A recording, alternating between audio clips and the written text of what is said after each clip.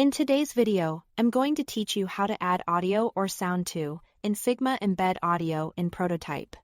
If you've ever wanted your prototype to feel more realistic with clicks, success chimes, or error tones, you are in the right place. We will use a Figma plugin to attach sounds to interactions so that when someone taps a button or completes an action, they hear instant feedback.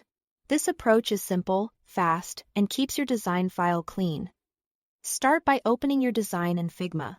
With your file visible, press Ctrl-K to bring up the Quick Actions search.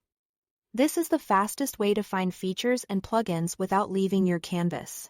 In the window that appears, switch to the Actions area that lists categories, then choose Plugins. You will see a search field there. Type the name of an audio plugin, something like PunchCut Audio Player, and run it. Using the Quick Actions search ensures you don't have to dig through menus. And it lets you launch the plugin right where you are working. Once the plugin opens, you will be guided to choose what triggers the sound. Most commonly, that's a button click, but it can also be other interactions depending on what the plugin supports. Select the element in your design that should play the sound. And then assign the trigger. The idea here is simple: define when the sound should fire. Then map the sound you want to hear.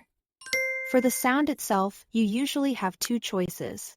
You can use a built-in option, things like a classic click, a friendly success tone, or a clear error alert. These defaults are great for quick demos and consistency. Or, if you want something more branded, you can paste a custom audio URL. If you go the custom route, pick short, lightweight files so they load quickly.